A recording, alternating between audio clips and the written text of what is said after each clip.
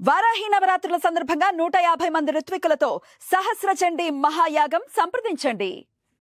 నమస్తే, welcome to Suman TV. నేను పద్మిని. ప్రస్తుతంతో పాటు ప్రముఖ ఆధ్యాత్మికవేత్త, ఆస్ట్రోన్యూమరాలజిస్ట్, ఎనర్జీ వాస్తు స్పెషలిస్ట్, శ్రీ విద్యోపాసకులు శ్రీమతి జయప్రద గారు మనతో పాటు ఉన్నారు. మాట్లాడదాం. నమస్కారం అండి. నమస్తే అమ్మా. శ్రీమాత్రే నమః. సో కుజుడు యొక్క ట్రాన్సిట్ అనేది జరిగింది. సో వృషభ రాశిలోకి వచ్చేసాడు మొత్తానికి కుజుడు.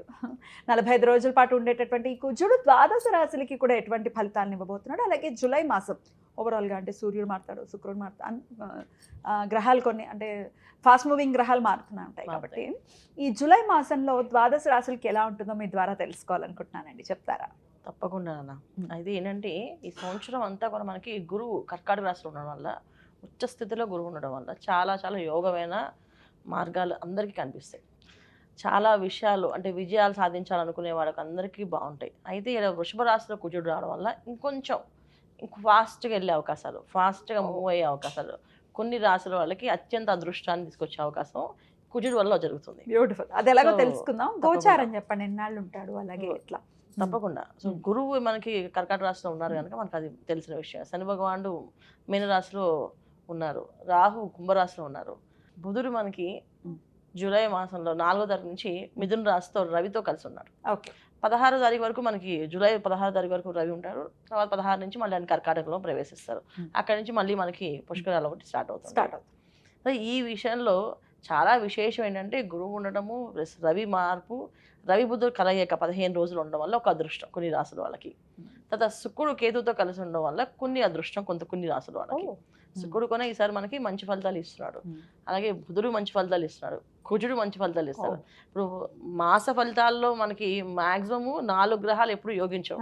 అలాంటిది ఈసారి మనకి బుధుడు, కుజుడు, తర్వాత శుక్రుడు, ఈ 3 గ్రహాలు చాలా యోగ్యంగా మనకి యోగిస్తున్నాయి. మంచి సమయంగా కన్సిడర్ చేయొచ్చు. అయితే చాలా మంచి సమయంగానే అందరికి, అన్ని రాసుల వాళ్ళకి, ఒక్కొక్క రాశికి ఒక్కొక్క స్పెషలైజ్డ్ గా పాపం వచ్చే అవకాశాలు కనిపిస్తున్నాయి.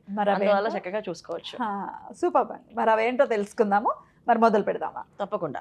మరి ధనుసు రాశి వారికి ఎలా ఉండబోతోందండి జూలై మాసం? ధనుసు రాశి వాళ్ళకి ఈ మాసంలో మంచి ఫలితాలే ఉన్నాయి. వ్యాపారస్తులు ముఖ్యంగా ఏదైతే కంపెనీలు, ఫ్యాక్టరీస్, వర్కర్స్తో వర్క్ చేసే ఏదైతే టీం ఉందో, ఈ టీము గత 3 నెలల నుంచి వీళ్ళకి చాలా ఇబ్బందులు, ముప్పుతిప్పులు పెడేస్తుంటారు. అంటే మానేయడం, ఒక సమయానికి అందుబాటులో లేకుండా ఒకరి తర్వాత ఒకరు అదే గుంపుగా మానేయడం, ఏంటి ఇలా ఇబ్బంది పడ్డాం. అంతేకాకుండా వీళ్ళకి మెయిన్ అన్నిటికంటే కష్టం ఏంటంటే ఆర్థికమైన ఇబ్బందులు ఎక్కువగా.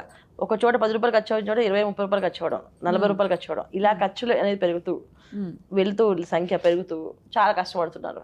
ఈ మాసంలో వీళ్ళకి సరైన టీం రావడము, వర్క్ చేయడము, వర్క్ విషయంలో చాలా మంచి ఒక యూనిటీ రావడము, యూనిటీగా వర్క్ చేయించడము, వీళ్ళు స్ట్రాంగ్గా ఉండడము, పార్ట్నర్స్ మధ్యలో వ్యాపారాలు చేసే వాళ్ళందరికీ కూడా కొంచెం మాట అటు ఇటుగా కొంచెం తేడా రావడము, వాళ్ళు వీళ్ళు మాట్లాడుకోకుండా ఉండడము, కాసంత ఇబ్బందులు ఉన్నప్పటికీ కూడా ఈ మాసంలో వాళ్ళ ఏదైతే బాండింగ్ ఉందో అది స్ట్రాంగ్ అవుతాయి.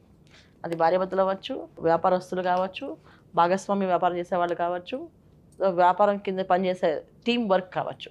ఒక టీం వర్క్తో పని చేపిస్తారు.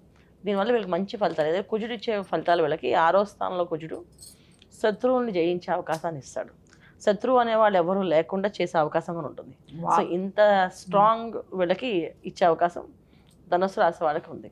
సో ఏదైతే ఫ్యాక్టరీస్ రన్ చేస్తున్నారో, క్యాటరింగ్ బిజినెస్ చేస్తున్నారో, ఈ ఫుడ్ బిజినెస్లో ఇబ్బంది పడుతున్నారో వీళ్ళందరికీ కూడా మంచి ఫలితాలు ఈ మాసం. బ్రహ్మాండమైన టీం రావడం, ఆ వర్క్ చేయడం, అసలు ఈ వర్క్ చేసినట్టు మళ్ళీ ఇంకెప్పుడు రాదేమో అన్నట్టుగా వర్క్ చేస్తారు. అంత స్ట్రాంగ్ అయిన టీం వచ్చే అవకాశం 100% ఉంది. ఈ కమెంట్స్లో చూస్తూ ఉన్నాను, ధనుసు రాశికి సంబంధించిన వాళ్ళు మా లైఫ్ చాలా స్లో డౌన్ అయిపోయింది, అర్ధాష్టమ శని ఇంపాక్ట్ చాలా ఉంది మాకు అని చాలా మంది రాశారు. బాధ అనిపిస్తుంది. సో ఎట్లా ఆ ఇంపాక్ట్ కూడా తగ్గుతుందా బికాస్ ఆఫ్ దిస్ ట్రాన్సిషన్? ఖచ్చితంగా తగ్గుతుంది. ఎందుకంటే వీళ్ళకి కుజుడు ఇంకా 6వ స్థానం రావడానికి ఇంకా అది మెయిన్, అన్నిటికంటే అగ్రెసివ్ ప్లానెట్ అది. సో ఎలా ఉన్నా సరే సాధించుకొచ్చేస్తుంది.